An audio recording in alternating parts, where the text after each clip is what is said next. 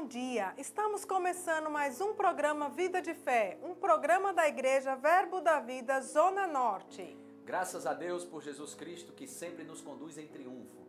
Nesse momento nós vamos fazer uma oração louvando a esse Deus Todo-Poderoso. Pai, no nome de Jesus, muito obrigado pela Tua palavra que é digna de toda aceitação. Lâmpada para os nossos pés e luz para o nosso caminho. Eu louvo e exalto o Teu nome, Pai, pela oportunidade que nós temos de mencionar a Tua palavra nesse programa, uma palavra que liberta, que edifica, que sara e que cura, Senhor. Amém. Muito obrigado, Senhor, por esse momento tão precioso e este programa Vida de Fé, no nome de Jesus Cristo. Amém. Amém. E agora vamos ao momento Rema, com continuação do estudo sobre escatologia, um assunto dos últimos dias. Abra seu coração para receber a palavra de Deus. Você não pode perder.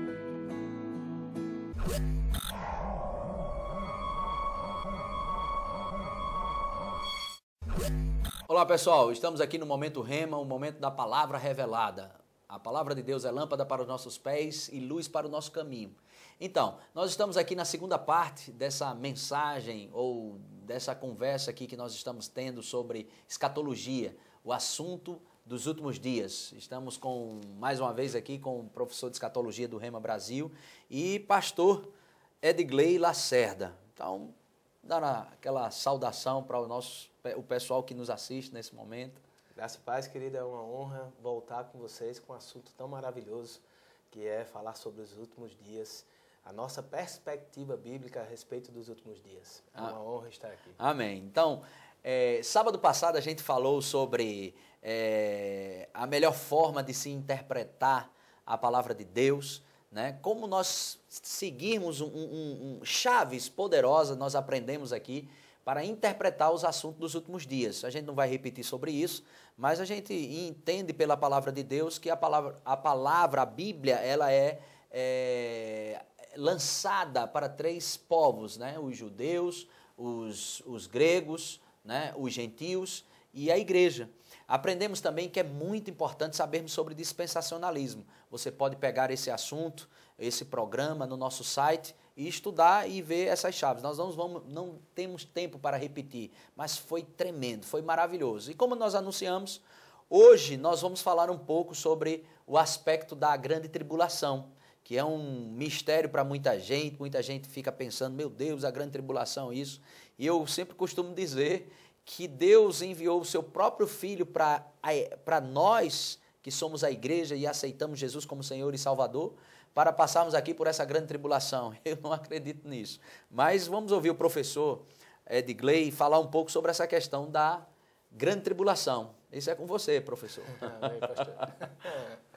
Bom, gente, uma coisa muito interessante a gente ver é para usar as nossas chaves que a gente aprendeu no programa passado nessa interpretação. Quando a gente fala de tribulação, a Bíblia se revela a tribulação com vários nomes. Ela chama o grande dia do Senhor, o dia do juízo do nosso Deus. Ele chama de grande tribulação, o próprio Cristo fala sobre isso. E tudo se referindo a um período de tempo que a terra vai sofrer o juízo de Deus aqui na terra. Deus vai derramar o seu juízo. Apocalipse, na sua essência, na sua maior parte, fala sobre esses juízos sendo derramados. A partir do capítulo 6, ele começa a abrir os selos e os juízos vão sendo derramados até chegar às 7 taças, que aí é o juízo mesmo de Deus sendo feito na terra sobre todo aquele que é injusto. E essa é uma chave que a gente vai poder desenvolver, essa ideia. Primeiro, para quem é a tribulação? Para quem foi escrita a tribulação? Quando se refere a tribulação, quem foi que primeiro escutou a respeito disso? Você vai ver no Velho Testamento várias citações a respeito desse dia do juízo de Deus, sobre ele vir fazer justiça. E o texto que nós temos que mais se refere, com mais detalhamento, foi a profecia dada a Daniel, no capítulo 9, quando ele fala sobre as 70 semanas de Daniel. A gente não pode, obviamente, nesse contexto aqui pequeno, esmiuçar o assunto das 70 semanas de Daniel, mas uma coisa eu queria destacar, é no capítulo 9 de Daniel, no verso 24, que ele fala a respeito das 70 semanas, ele diz assim, 70 semanas estão determinadas sobre teu povo e sobre a tua santa cidade, para que o juízo de Deus fosse estabelecido e o reino de Deus, o reino físico de Deus, fosse reestabelecido sobre a terra. O reino em que Israel seria recolocada ao povo de Deus, colocada no seu local, na profecia da promessa da terra prometida. Amém. E tudo seria cumprido para o povo de Israel. E a gente pensando, Daniel, que povo Daniel pertencia? Aos judeus. Então, Deus, ele dá a profecia das 70 semanas direcionadas ao povo Amém. de Daniel, ou seja, aos judeus. Como a gente explicou no programa passado, a gente não pode considerar a igreja como o Israel de Deus. Não existe nenhuma base, nenhum fundamento bíblico para a gente pensar que a igreja hoje está cumprindo as profecias que foram dadas a Israel. Então, existe uma necessidade dessa profecia da tribulação ser cumprida para o povo que foi prometida, os judeus. Isso se encaixa um pouco com Mateus 24:3. Quando Jesus fala a respeito das guerras, sobre os... É muito interessante você pensar sobre isso, porque aquela profecia, a profecia de Jesus do Monte das Oliveiras, elas são divididas e são frutos de uma pergunta. Os discípulos fazem uma pergunta para Jesus. Ele fala a respeito do templo, que o templo vai ser destruído, e os discípulos perguntam, quando é que vai isso acontecer? E ele responde, quando vires Israel cercadas, que aconteceu em 70 depois de Cristo, Roma cerca Jerusalém, destrói o templo e não fica pedra sobre pedra, o templo é queimado, o ouro é derretido, e as pessoas que vão saquear aquele templo derribam as pedras para pegar o ouro ali embaixo. Essa profecia foi cumprida.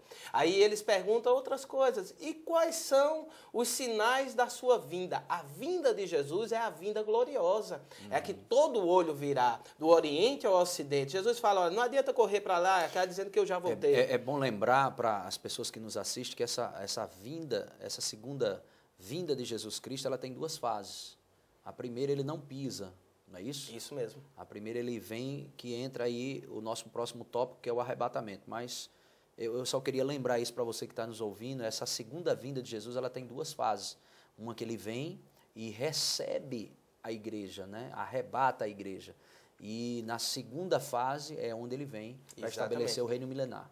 Quando ele está se dirigindo e respondendo isso para os seus discípulos, a igreja ainda não foi instituída, ele não está falando para a igreja. Ainda é um mistério o que vai acontecer com a sua ressurreição. Então ele está se dirigindo aos seus discípulos como se fossem a judeus. E ele começa a explicar que na sua vinda seriam sinais de guerras, pestes, muitas coisas, iriam haver sinais nos céus, na terra.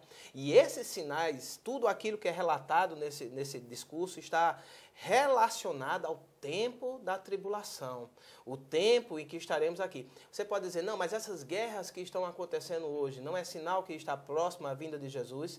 Eu diria que não. A vinda de Jesus para buscar a igreja, ela é iminente, ela é sem aviso, ela não tem sinal. Quando a igreja sair daqui, é que o sinal começa a aparecer. Aí você pode perguntar, e a guerra? Por que tem tanta guerra? Sempre existiu muita guerra, a humanidade sempre lutou muito. O problema é que o detalhe é que a gente sabe mais a respeito disso. A comunicação é mais rápida. E se um conflito é disparado lá na Europa Central, a gente hoje mesmo está sabendo desse conflito. Então, deixa eu deixar um pouco mais claro aqui para as pessoas que nos assistem. Esses rumores de guerra que está existindo hoje, essas guerras em si, pai contra filho, filho contra pai, isso não tem muito a ver com a volta de Jesus, necessariamente específico com a volta de Jesus? Específico com a sua volta naquele discurso do Monte das Oliveiras, não. Sim. A gente sabe que existe um degenerado da raça humana que faz com que o juízo de Deus seja derramado. É por isso que ele relata os tempos de Noé, é por isso que ele relata Ló e Sodoma e Gomorra, ele diz que existia muita impiedade. Sim, sim. Mas o seu justo, que estava no meio desse contexto, sempre era preservado do juízo. Então, isso nos dá a entender, e eu queria que você falasse um pouco, fosse mais enfático, porque a gente precisa ir para outro tópico, é sobre deixar isso bem claro e trazer algum texto bíblico sobre isso também, e sobre a questão do que nós cremos. A igreja, ela ela passa pela tribulação ou ela será poupada dessa grande tribulação, que essa é uma questão bem interessante, que as pessoas, elas têm, alguns ainda têm dúvidas sobre isso, e a gente sabe que existem três tipos de pensamentos, uns que dizem que não passam, né? Outros dizem que passam, e outro, eu não lembro agora, eu sei que tem 3 tipos de modo de pensar, mas eu queria que você explicasse esse ponto bem crucial da escatologia. Nós, como igreja, passaremos pela grande tribulação ou não? E se não passamos, eu queria deixar alguns versículos claros na palavra de Deus para as pessoas. E um deles eu sei que é aquele que fala que nos livrará da ira vindoura. Amém, isso mesmo. Então, sendo bem enfático, para não ter a menor dúvida, biblicamente, você interpretando as profecias de maneira literal, a igreja, ela não passa pela tribulação. Deixa eu dar um glória a Deus. Glória a Deus. Aleluia. E é motivo de alegria, é motivo de a gente celebrar, é motivo de a gente comemorar Aleluia. O grande livramento que Cristo nos dá. Né? Lembra que a gente falou no programa passado sobre o mistério? Aquilo que não tinha sido revelado, o arrebatamento está dentro desse contexto de mistério. Amém. O mistério que não se sabia no Antigo Testamento, mas a igreja hoje instituída com o próprio Deus vivo morando dentro da gente, não passará, como o Senhor falou, que é um texto do 1 Tessalonicenses capítulo 5, não fomos destinados à ira vindoura. Mas em 1 Coríntios, no capítulo 15, e esse é um capítulo maravilhoso, que é um capítulo que fala da ressurreição. Aleluia. E fala da necessidade de a gente ressuscitar. Deus, quando nos criou, Ele nos criou espírito, alma e corpo. E a Bíblia fala que devemos preservar o nosso espírito, alma e corpo para o dia do nosso juízo ou do nosso julgamento. Então, para nós sermos julgados, nós precisamos do nosso corpo. A Bíblia também fala que assim como Cristo é hoje, nós seremos. Em Apocalipse, no capítulo 1, Cristo é descrito por João de uma maneira maravilhosa, o corpo glorificado, sua face Aleluia. é alva, seus cabelos são alvos, o seu rosto ele brilha, é resplandecente, os seus olhos são de fogo. Esse corpo que Cristo tem hoje é o corpo que nós teremos, o nosso corpo glorificado. E no capítulo Aleluia. 15, Paulo começa a desenvolver essa ideia da ressurreição, e no verso 50 ele fala uma coisa muito interessante: mas digo isto, irmãos, que carne e sangue não hão de herdar o reino de Deus, nem a corrupção herda a incorrupção. E no verso 51 diz: eis aqui vos digo um mistério. E como a gente aprendeu no programa passado, aquilo que o mistério, uma vez revelado, deixou de ser misterioso. Então, nem todos dormiremos, mas todos seremos transformados. Glória a Deus. No abrir e fechar dos olhos, no soar da trombeta, Cristo vai voltar. E o nosso corpo vai ser igual ao corpo que ele tem. É um texto que fala a respeito disso também, está em 1 Tessalonicenses, no capítulo 4, que fala que queremos, irmãos, que vocês não sejam ignorantes acerca dos que já dormem, ou daqueles que já morreram fisicamente, para que não ficares entristecidos como aqueles que não têm esperança. Porque se cremos que Jesus morreu e ressurgiu, assim também aqueles que dormiram vão ressuscitar. E o texto ele continua e fala a respeito de que os mortos ressuscitarão primeiro. E nós, e eu digo nós porque a minha ardente expectativa é de estar vivo na volta de Jesus. Nós, aqueles que estivermos vivos, seremos transformados. E o nosso corpo, ele vai ser transformado em corpo glorificado. Amém. Glória a Deus. Essa parte que é bem interessante, nós não temos esse tempo todo, mas as pessoas pensam sobre esse aspecto, né? Pessoas que morreram em Cristo agora, elas estão no lugar de espera, né? Mas a gente sabe que eles estão, Paulo fala, né? Que morrer e estar com Cristo, que é incomparavelmente melhor, na carta de Filipenses. Nós sabemos hoje que nós não morremos mais, nós deixamos esse corpo e hoje nós já temos a vida eterna, nós não teremos. Aquele que tem a Jesus Cristo, ele não vai ter, ele já tem a vida eterna. Então já estamos em Cristo. Então, em Efésios 1:10 diz que foi convergido todas as coisas em Jesus Cristo, tanto as do céu como as da terra, e nós somos o corpo de Cristo. Então, hoje nós apenas deixamos esse corpo. O crente, ele deixa esse corpo para receber um corpo glorificado. Então, essa questão da ressurreição dos mortos, eu acho que seria bom a gente falar um pouco sobre isso. Porque é bem interessante, ele fala aqui, nós de modo algum vamos preceder aqueles que já morreram, né? A Bíblia fala aqui dormir, aqueles que dormem, né? Mas a gente sabe que foram aqueles que morreram. Em Lucas capítulo 16, Cristo ele conta uma história. É engraçado ver que muitas que Bíblias... não é uma parábola. Muitas Bíblias têm um cabeçalho lá colocado dizendo a parábola do mendigo e do rico, Lázaro e do rico. Tem dizendo a parábola, mas aquilo ali foi colocado por homem. Aquilo não é uma parábola. Jesus, quando começa uma parábola, ele diz, eu vou contar uma parábola, eu vou falar uma parábola, e falou-lhes por parábola.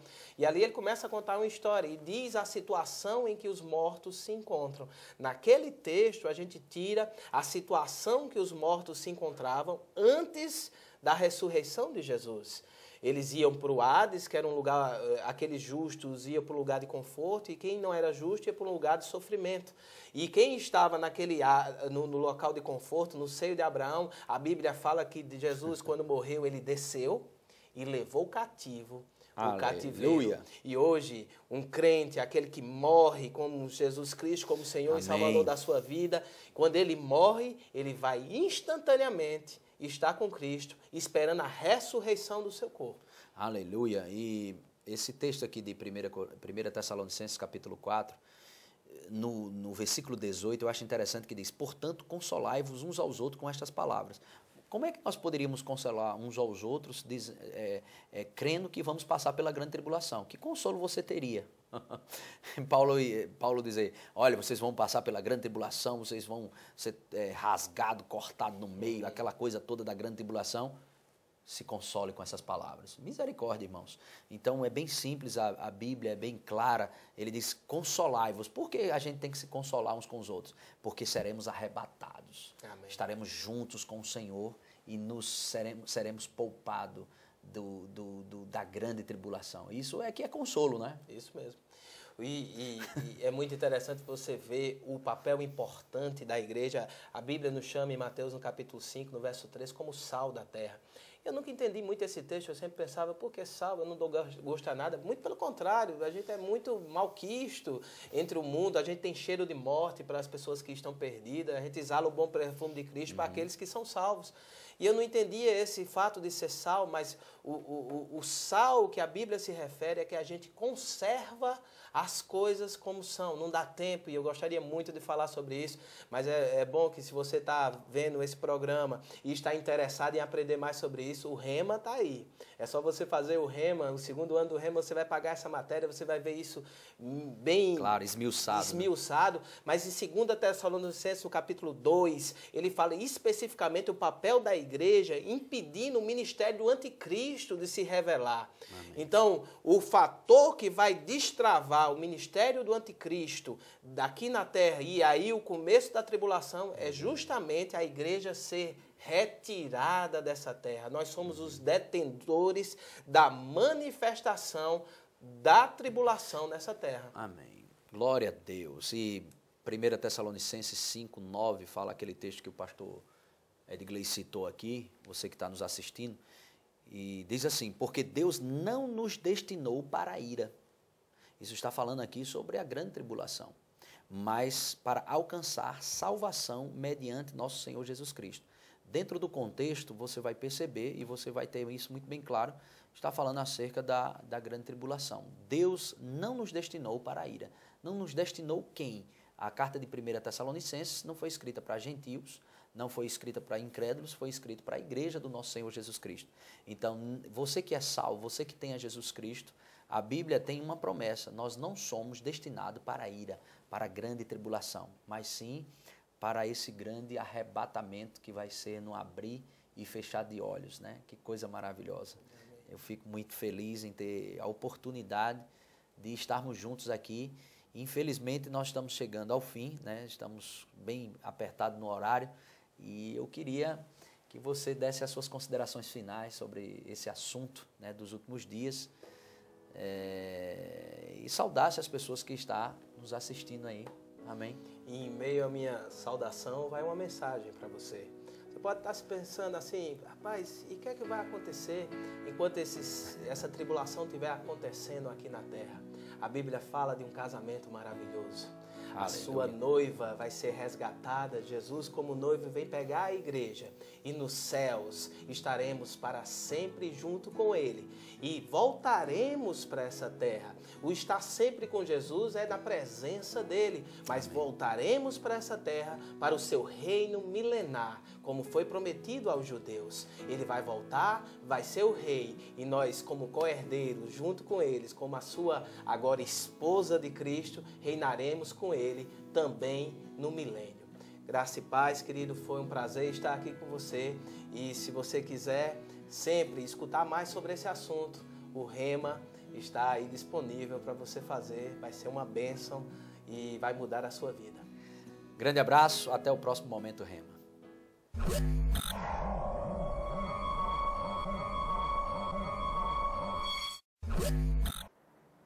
Que estudo maravilhoso! Escatologia é um assunto muito importante para a nossa vida cristã. No próximo sábado falaremos sobre a renovação da mente.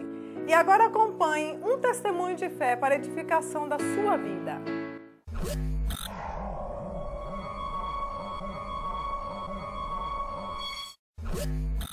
Graça e paz, bom dia a todos. Para nós é um privilégio estarmos no programa Vida de Fé e poder compartilhar um pouco com vocês daquilo que Deus fez e está fazendo na nossa vida.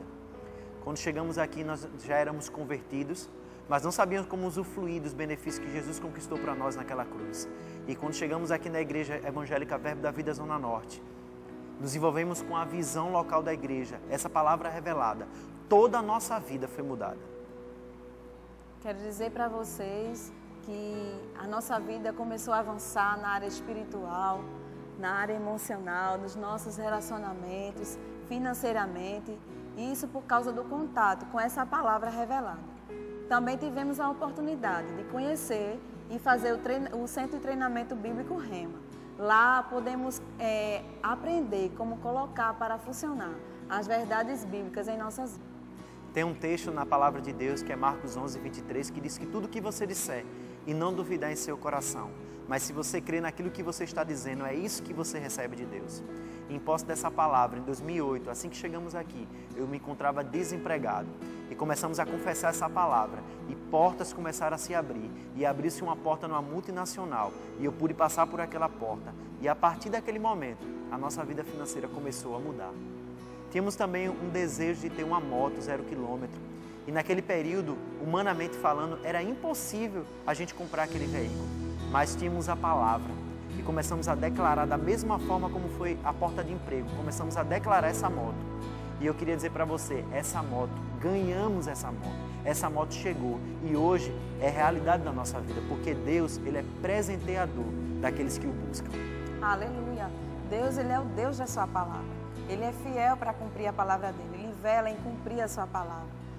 E recentemente nós recebemos outro milagre, que foi reformarmos uma casa própria, né? Nossa casa própria, em menos de um mês. Deus, Ele é o Deus da sua palavra. Tudo é possível ao que crê nele. Se você crer, você vai ver a glória de Deus. E esse ano de 2012, para minha vida, a vida da minha esposa, é um marco. Pois hoje moramos aqui em Recife, residimos aqui em Recife, mas estamos de partida para uma cidade chamada Rio Branco, lá no Acre, e vamos compartilhar com as pessoas aquilo que Deus tem feito na nossa vida. Eu queria agradecer ao pastor Humberto, ao pastor Edgley, ao pastor Júnior, ao pastor Ricardo, por todo o apoio, pelo incentivo, pelas instruções, por acreditarem em mim e minha esposa. E fico muito obrigado para a igreja. E eu queria dizer para você que está do outro lado, se você crê nessa palavra, assim como nós ousamos em crer e colocar ela em prática, sua vida jamais será a mesma. Somos gratos ao Senhor por tudo que Ele fez em nossas vidas neste lugar e está fazendo. Somos gratos à vida do pastor Humberto, nossa liderança, que sempre acreditou em nós, que nos levantou com essa palavra, nos ensinando sobre fé. Então, pessoal, estamos chegando ao fim de mais um programa Vida de Fé. Tenho certeza que você foi abençoado com essa mensagem, esse bate-papo que nós tivemos, eu e o pastor Edgley, sobre o assunto dos últimos dias, que é muito importante para a vida do cristão. e também esse testemunho de fé, eu sei que alcançou o teu coração. Eu queria ler um versículo para você aqui no final desse programa, que fica em Apocalipse capítulo 1, no versículo 3, que diz assim: bem-aventurados aqueles que leem e aqueles que ouvem as palavras da profecia e aguardam as coisas nela escritas, pois o tempo está próximo. Jesus está voltando, meu querido, e nós precisamos ter temor ao Senhor, ser um praticante dessa palavra. E eu creio que a sua vida foi edificada hoje e eu sei que Deus falou algo ao teu coração. Amém. Agradecemos sua audiência. Visite nossa igreja e sua vida será transformada pela palavra de Deus. Nossos cultos são às quintas, 20 horas, domingo, 10 horas, 17 horas e às 19h30. Acesse também o nosso site www.verbozonanorte.com.br. Lá você pode rever os nossos programas, sem falar também de mensagens de áudio e estudos bíblicos. Amém. Glória a Deus. Eu queria agradecer aos nossos parceiros que têm investido nesse programa e têm feito esse programa acontecer. Também eu quero abrir a porta para você, se você quiser, deseja no seu coração investir nesse programa Vida de Fé. Nossa conta está aí na tela, você pode anotar isso e investir nessa obra. Essa palavra, amados, tem chegado ao coração de muitas famílias aqui no estado de Pernambuco, no Recife, na região metropolitana. Tem sido uma bênção. Então, junte-se a nós e seja um investidor do reino. Quero fazer uma oração encerrando esse programa no nome de Jesus. Pai amado, eu quero te louvar pela honra que o Senhor nos dá de conduzir a tua palavra ao coração dessas pessoas, de famílias que têm sido libertas pelo conhecimento da tua palavra. Nós te damos graças por mais um programa Vida de Fé. Em nome de Jesus, amém. Não esqueça, no próximo sábado estaremos juntos aqui às 7h30. Que Deus continue te abençoando. Shalom.